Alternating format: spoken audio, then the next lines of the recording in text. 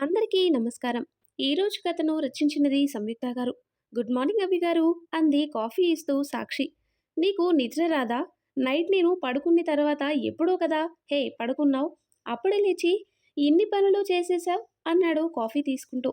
హహహా అలవాటైపోయింది అలా. నాకైనా ఇదేం పని? మా ఊర్లో గుడికి వెళ్ళి శుద్ధి చేసేదాన్ని మార్నింగ్. ఇంకా మా రంగడు సుబ్బడు పని, నా మొక్కలు అన్నీ పనులు చేసేదాన్ని. కొంచెం కూడా బోర్ అనిపించదు. ఆ పనులు ఎలా ఉన్నాయో ఏంటో అవి అంటూ ముఖం దిగాలుగా పెట్టేసింది. ఇంతలో సరువు పిలవడంతో వెళ్ళిపోయింది. కాసేపటికి విశ్వనాథ్ గారు చెప్పినట్టు టెండర్ వేయడానికి టెండర్ ఫారం దేవుడి ముందు పెట్టి మొక్కి తీసుకుని అభికి ఇచ్చింది. నాన్న నిన్ను రమ్మన్నారు కదా పద అన్నాడు అభి. అంటూ అభితో పాటు టెండర్ వేయడానికి బయలుదేరారు. టెండర్ ఫారం డబ్బాలో వేసి వచ్చి కారులో కూర్చొని రిజల్ట్ ఎప్పుడు అంది. రేపు. కానీ మనకు రాదులే. ఆ టెండర్ ఏదో ఫార్మాలిటీస్ అంతే అన్నాడు అభి. అలా ఏం కాదు. మీ కష్టం వృధా అవ్వదు. తప్పకుండా మీకే వస్తుంది అనడం అభి ముఖంలో ప్రశాంతమైన నవ్వు వచ్చేలా చేసింది. నీకొకటి చూపిస్తాను అంటూ పద్దుకి వీడియో కాల్ చేశాడు. ఆల్రెడీ అభి కాల్ చేసి చెప్పడంతో పద్దు బామ్మగారి పక్కనే ఉంది. వీడియో కాల్లో వాళ్ళ బామ్మని నాన్ననే కాక ఆ ఇంట్లో మొక్కలను రంగడు సుబ్బడిని కూడా పలకరించింది. అవి కూడా సాక్షి తమ ఎదురు వచ్చినట్టు సంతోషపడ్డాయి. అక్కడి నుండి సాక్షిని ఇంట్లో వదిలి ఆఫీస్కి వెళ్ళిపోయాడు అభి. నెక్స్ట్ డే ఆఫీస్కి రెడీ అవుతుండగా వచ్చింది అభికి కాల్. అప్పుడే అక్కడికి వచ్చి టేబుల్ మీద టిఫిన్ సర్దుతున్న సాక్షిని చూస్తూ నిలబడిపోయాడు ఫోన్లో చెప్పేది వింటూ. ఏమైంది అభి అన్నాడు విశ్వ. సాక్షిని అభి అలా కళ్ళప్పగించి చూడటంతో. నాన్న మనకు టెండర్ ఓకే అయిపోయింది అన్నాడు ఇంకా షాక్ నుండి తేరుకోకుండానే. నాకు తెలుసు మనకే వస్తుంది అని అన్నారు డైనింగ్ టేబుల్ దగ్గరికి వస్తూ. అలా ఎలా తెలుసు నాన్న అన్నాడు అభి. ఆ టెండర్ వేసింది సాక్షి బంగారం కాబట్టి అన్నాడు. అంటే టెండర్ చేసిన వాడిని నేను వేస్టా అన్నాడు ఉడుక్కుంటూ. ఆహా అలా కాదురా అంటుండగా టిఫిన్ వడ్డిస్తూ ఏంటి మావయ్య నవ్వుతున్నారు అంది సాక్షి. సాక్షి టెండర్ మనకే వచ్చింది అన్నాడు విశ్వ. అంతా వచ్చినా వేళ విశేషం అన్నాడు. ఊరుకోండి మావయ్య, ఇదంతా అభిగారి కష్టం. అలా ఫారెన్ డబ్బాలో వేసి టెండర్ వస్తే నేను ఆ క్రెడిట్ తీసుకోను. కంగ్రాట్స్ అభి గారు. ఉండండి స్వీట్ చేస్తాను. సాక్షి మాటలతో అభికి పెదవులపై తెలియని చిరునవ్వు వచ్చింది. వీళ్ళ టిఫిన్ కంప్లీట్ కాకముందే స్వీట్ కప్స్తో వచ్చింది సాక్షి. అప్పుడే చేశావా అన్నాడు అభి. లేదు, మీకే టెండర్ వస్తుందని నమ్మకంతో మార్నింగ్ చేశాను అంది స్వీట్ ఇచ్చి వెళ్తూ. ఈ అమ్మాయికి ఏంటి నా మీద ఇంత నమ్మకం అంటూ స్వీట్ తినేసి బయలుదేరాడు. కొత్త టెండర్ పనులు ఎక్కువ ఉండటంతో విశ్వగారు అభి డే అండ్ నైట్ వర్క్లో పడటంతో సరు గారు Sakshi counselling and shopping college fees pay చేయడం అన్నీ చేసేశారు. సాక్షి, నువ్వు కాలేజ్కి ఇలా చీరలతో వెళ్తే మీ ఫ్రెండ్స్ ఎగతాళి చేస్తారు. చూడు, ఈ లెగ్గింగ్స్ టాప్స్ అండ్ డ్రెస్సెస్ అన్నీ ట్రై చేయంటూ షాపింగ్ చేసినవన్నీ వేసి చూపించబడడంతో ఫ్యాషన్ షో చేసి అలాగే లాంగ్ స్కర్ట్ లాంగ్ టాప్ మార్చుకునే ఓపిక లేక సరు గారిపై నిద్రపోయింది. టెండర్ వర్క్ మొత్తం ఫైనల్ చేసి ఎవరు చేయాల్సిన పని వాళ్ళకి అప్పగించడంతో కొంచెం ఫ్రీ అయి అభి ఇంటికి వస్తాడు. సరు గారు రూమ్లో సరు సాక్షి పడుకొని ఉండటం షాపింగ్ కవర్లు చూసి హహా ఇక్కడేదో ఫ్యాషన్ షో జరిగినట్టుంది అనుకుంటూ వెళ్ళబోతూ సాక్షిని చూసి ఆగాడు. లాంగ్ టాప్ లాంగ్ స్కర్ట్లో చాలా క్యూట్గా ఉంది. సరు గారి చెయ్యి పట్టుకొని నిద్రపోతుంటే ఇంకా క్యూట్గా ఉంది అనుకుంటూ ముందు కదిలాడు. కాలేజ్ స్టార్ట్ అవ్వడం మొదటి రోజు టెన్షన్గా పొద్దున్న పూజ ముగించి అన్ని పనులు కంప్లీట్ చేసుకొని టెన్షన్గా కూర్చొని ఉంది. తన టెన్షన్ చూస్తూ ఉన్నాడు. కాలు కాలిన పిల్లులా తిరుగుతూ ఉండడం. విశ్వగారు, ఏంటి బంగారు తల్లి టెన్షన్గా ఉన్నావు అన్నారు. మావయ్య, అది కాలేజ్లో ర్యాగింగ్ ఉంటుందేమో అందుకే భయం. ఏం తెలియదు కదా నాకు అంటుంది.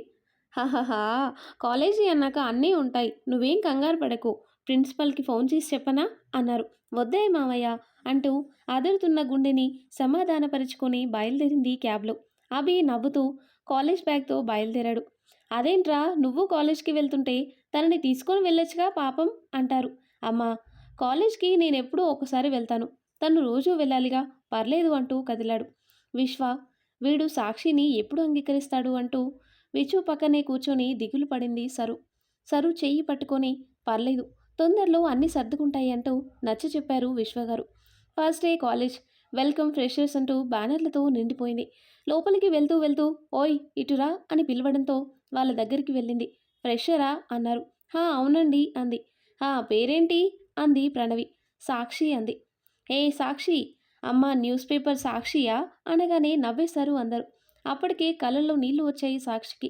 ఇంకో క్వశ్చన్ వేసేలోపు ప్రణవి అభి అంది. అభిలాష్ రావడంతో ఊపిరి పీల్చుకొని ఇంకా లైట్లే అనుకొని వెళ్ళబోయింది. హే ఆగు ఎక్కడికి అనగానే అభి మొహం చూసింది ప్రణవి. ఇదేంటి అభిని చూస్తుంది అనుకుంటూ, అభి నీకు తెలిసిన అమ్మాయా అంటుంది ప్రణవి. లేదు ప్రణవి అని అభి అనడంతో సాక్షికి కోపం వచ్చింది. సరే అభి, నువ్వు ఆ అమ్మాయికి ఒక టాస్క్ ఇవ్వు. ఆ టాస్క్ చేయకపోతే మనందరికీ ట్రీట్ ఇవ్వాలి అంది ప్రణవి. హే, ఆ అమ్మాయికి ఎందుకురా టెన్షన్ పెడతారు అన్నాడు వాళ్ళ గ్రూప్లో సాయి. అరే నువ్వు నోర్మయ్, అభి నువ్వు టాస్క్ ఇవ్వు. ఓకే పాపా ఇల్లరా అన్నాడు. ఏంటి నీ పేరు అన్నాడు. కోపంగా సాక్షి అంది. సాయం సాక్షి సార్ అంది. ఓకే, నీకు 3 టాస్క్లు ఇస్తాను. ఒక్కటి చేయకపోయినా నువ్వు ట్రీట్ ఇవ్వాలి, ఓకేనా అన్నాడు.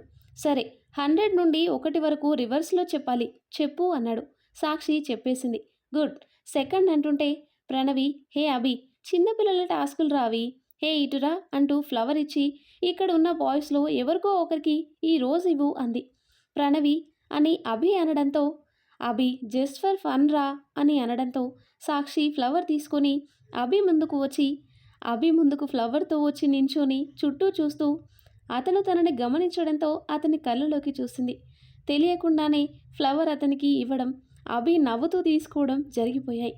ఓ అంటూ అరుస్తున్నారు మిగతా వారంతా, ఒక్క ప్రణవి తప్ప. వాళ్ళ అరుపులతో ఈ లోకంలోకి వచ్చింది. తల దించుకొని ఇక వెళ్ళనా సార్ అనగానే ఒక మంచి పాట పాడు అన్నాడు అభి. పాటనా, నాకు రాదు అంది సాక్షి. సాయి ఉండి, అరే వదిలేయండి బే, నువ్వు వెళ్ళు అన్నాడు సాయి. హే సాయి, నీకేంట్రా మధ్యలో, నువ్వు పాడు సాక్షి అంది ప్రణవి. తల ఎత్తేసరికి అభి తననే చూస్తున్నాడు. అభిని చూడగానే సాక్షి మదిలో మెదిలిన పాట గొంతులో నుండి అందంగా బయటికి వచ్చింది. ఫ్రెండ్స్, సాక్షి గొంతులో నుంచి అయితే పాట అందంగానే వచ్చింది. నా గొంతు కొంచెం బాలేదు. మరి నా గొంతులో నుండి వచ్చిన పాట ఎలా ఉందో తప్పకుండా కామెంట్ చేయండి.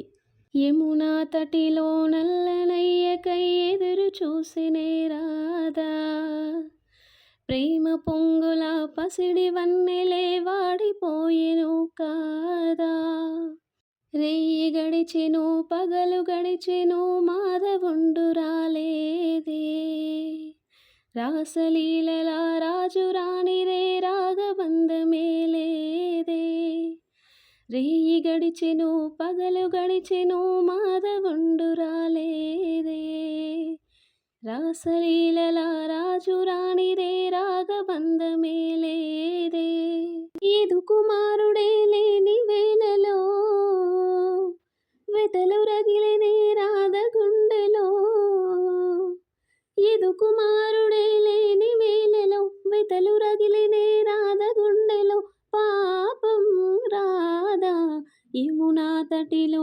నల్లనయ్యకై ఎదురు చూసినే రాధా, ప్రేమ పొంగుల పసిడి వన్నెలే వాడిపోయెను కాదా. పాట పాడుతున్నంతసేపు సాక్షి అభిని చూస్తూ తనని తాను మర్చిపోయింది. మనసులో నుండి పాడిన మొదటి పాట కదా. అందరూ క్లాప్స్ కొట్టడంతో సాక్షి కళ్ళు దింపేసింది. అభి మాత్రం ఆ కళ్ళని ఇంకాసేపు చూస్తే బాగుండును అనుకున్నాడు. అభి కంట్రోల్ అనుకుంటూ సరే నువ్వు వెళ్ళు అనడంతో అక్కడి నుండి క్లాస్కు వచ్చింది సాక్షి. అభి వాళ్ళు కూడా క్లాస్కి వెళ్ళిపోయారు. సాయంత్రం రావడం అమ్మా తెలుసా, మీ అబ్బాయి నన్ను ర్యాగింగ్ చేశారు ఇవాళ, అసలు నేను ఎవరో తెలియని దానిలా అంది బొంగమూతి పెట్టి. సాక్షి, అవునా, రాని వాడి కాళ్ళు విరగ్గొడతా, ఇంతకీ ఏం చేశారు, 100 నుండి 1 వరకు రివర్స్ చెప్పమన్నాడు, తర్వాత రోజ్ ఫ్లవర్ ఇమ్మన్నారు, ఎవరికి ఇచ్చావు అన్నారు సర్వ్ చేస్తున్న పని ఆపేస్తూ. వా, మీ అబ్బాయికే ఇచ్చా అంది. ఇచ్చిందానివి ఐ లవ్ యూ కూడా చెప్పకపోయావా అని నోరు ఖర్చుకుంది. అత్తమ్మ అంది సాక్షి. ఓ సారీ చెప్పు ఇంకా అంది సరు. పాట పాడమన్నారు, పాడాను అంటూ కాలేజ్లో జరిగింది చెప్పడం మొదలు పెట్టడంతోనే అభి అంతా విన్నాడు. కానీ విననట్టు నవ్వుతూ వెళ్ళాడు. కాలేజ్ అన్నాక కామన్, సరదాగా తీసుకో అనడంతో సైలెంట్ అయి లోపలికి వెళ్ళింది. అభి వాష్రూమ్లో ఉండటంతో అందులో అభి లోపలికి రావడం సాక్షి గమనించకపోవడంతో రూమ్లో ఉన్న అభి సాక్షి పెళ్లి ఫోటోను చూస్తూ అభి ఫోటోని తడమడం అభి వాష్రూమ్ నుండి బయటికి వస్తూ గమనించాడు. కానీ గమనించని వాడులా సైలెంట్గా సౌండ్ చేశాడు. సాక్షి, మీరెప్పుడొచ్చారు అంది. నన్ను నా గురించి మా అమ్మకు కంప్లైంట్ ఇస్తున్నావుగా అప్పుడు. నేనున్నా కాబట్టి నిన్ను ఎక్కువ ఏడిపించలేదు అన్నాడు అభి. అది నిజమే అనుకుంటూ సారీ అంది చిన్నపిల్లలా ఫేస్ పెట్టి. హా సార్ ఏమైంది అన్నాడు నవ్వుతూ అభి. ఆహా సారీ సీనియర్ సార్ అనడంతో అభి నవ్వేశాడు. రోజులు గడుస్తున్నాయి. అభి ఆఫీస్ వర్క్ మీద మార్నింగ్ వెళ్ళి నైట్కి వస్తున్నాడు. సాక్షి ఫైనల్ ఎగ్జామ్స్ ఏమో అన్న లెవెల్లో రోజు చదవడం చూసి నవ్వుకుంటూ నిద్రపోవడం అభికి నచ్చింది.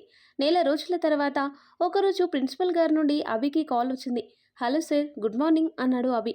గుడ్ మార్నింగ్ అభి, నీతో కొంచెం మాట్లాడాలి. ఒకసారి కాలేజ్కి రాగలవా? వస్తాను సార్ అంటూ బయలుదేరాడు. ప్రిన్సిపల్ రూమ్కి వెళ్ళే దారిలోనే ఆడిటోరియం ఉంది. ఆడిటోరియం ముందు నుండి వెళ్తుంటే ఓ కమ్మాన్ సాక్షి అంటూ కేకలు వినిపించడంతో డోర్ దగ్గరికి వెళ్ళి నిలబడి చూస్తున్నాడు. ఎవరు ఉన్నారా లోపల అని. ఫస్ట్ ఇయర్ అమ్మాయిలు. సాక్షి సాక్షి అంటూ గోల చేస్తున్నారు. ఏం చేస్తుంది ఇది ఇంతలా గోల చేస్తున్నారు అంటూ కొంచెం ముందుకు వెళ్ళి చూసి షాక్ అయ్యాడు.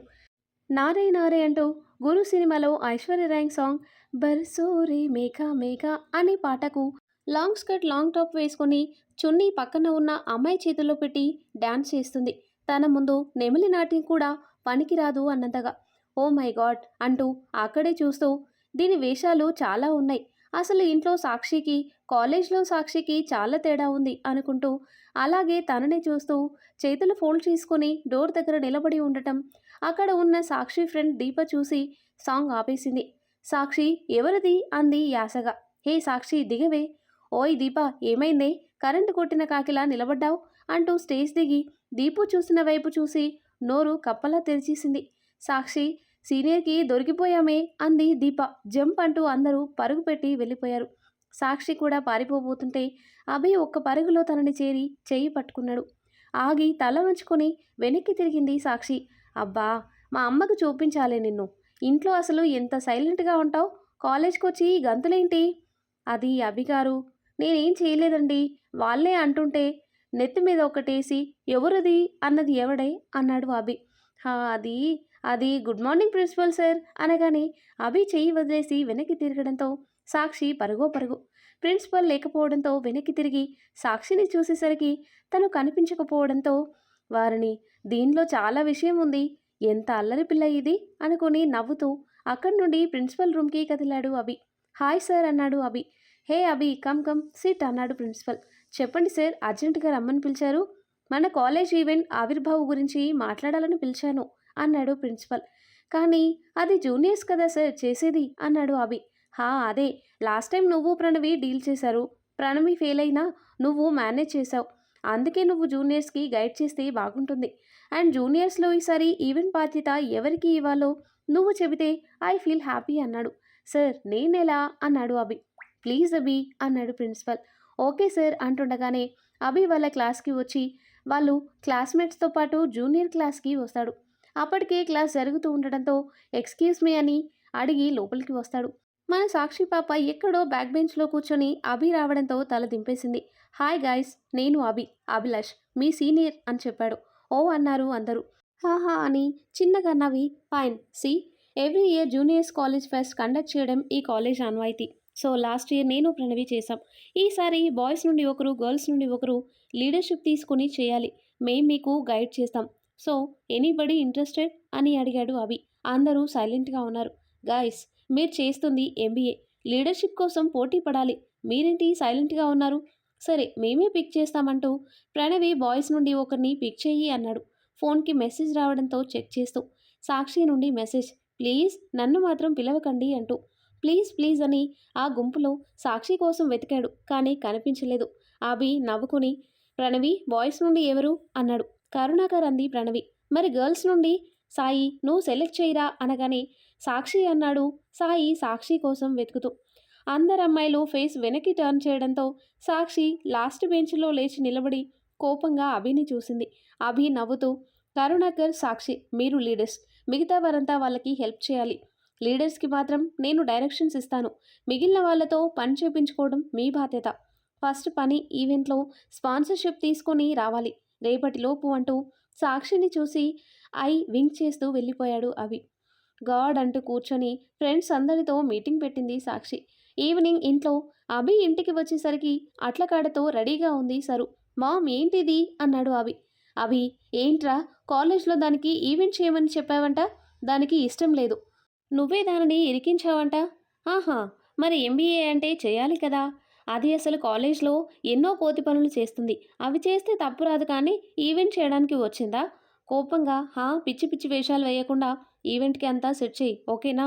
అండ్ స్పాన్సర్‌షిప్ రేపటిలోగా రాలేదో అంటే ఇంటర్నల్ మార్క్స్ కట్ అన్నాడు అభి. అత్తమ్మ అంటూ సరు వెనక దాగింది సాక్షి. రేయ్! ఏంట్రా నువ్వు చిన్న పిల్లని పట్టుకొని అంది సరు. చిన్న పిల్ల? ఇలా పెద్ద కోతిది. పెద్ద రౌడీ బ్యాచ్ దీని బ్యాచ్. క్లాస్‌లో ఎక్కడ కూర్చుంటారో తెలుసా? లాస్ట్ బెంచ్‌లో. మొన్న మా ప్రిన్సిపల్‌కి, మా ఫైనాన్స్ లెక్చరర్‌కి మధ్య పోరు పెట్టారు తెలుసా? పాపం. ఆ ప్రిన్సిపాల్ దీని దెబ్బకి ఆవిడకి సారీ చెప్పాడు. నెలకే ఇన్ని చేసింది. ఇంకా 2 సంవత్సరాలలో ఏం చేస్తుందో? సాక్షి, ఈ ఈవెంట్ నేను చాలా సీరియస్‌గా తీసుకుంటున్నా. పిచ్చి వేషాలు మానేసి కాన్సంట్రేషన్ చెయ్యి. అండ్ నేను చూడను, చెయ్యను అనుకోకు. నీ గైడ్ నేనే. ఖచ్చితంగా అన్నీ వాచ్ చేస్తాను. ఈవెంట్ అయిపోయే వరకు కాలేజ్‌కే వస్తాను. పోయి పడుకో అని కసరడంతో సరూ గారిని చూస్తూ లోపలికి వెళ్ళి పడుకుంది. అభి నవ్వుతూ తనని చూసి ఒక ఈవెంట్ చేయాలి అంటే భయపడుతున్నావు. ఇంకా ఎలా బిజినెస్ విమెన్ అవుతావో ఏమో అంటూ నిద్రపోయాడు. ఆ తర్వాత ఏం జరిగిందో నెక్స్ట్ వీడియోలో తెలుసుకుందాం. ఎంతో ఇంట్రెస్టింగ్‌గా ఉండే ఈ స్టోరీ నెక్స్ట్ పార్ట్స్ కోసం ఈ వీడియో లైక్ చేసి మన ఛానల్‌ని తప్పకుండా సబ్స్క్రైబ్ చేయండి. Thanks for watching.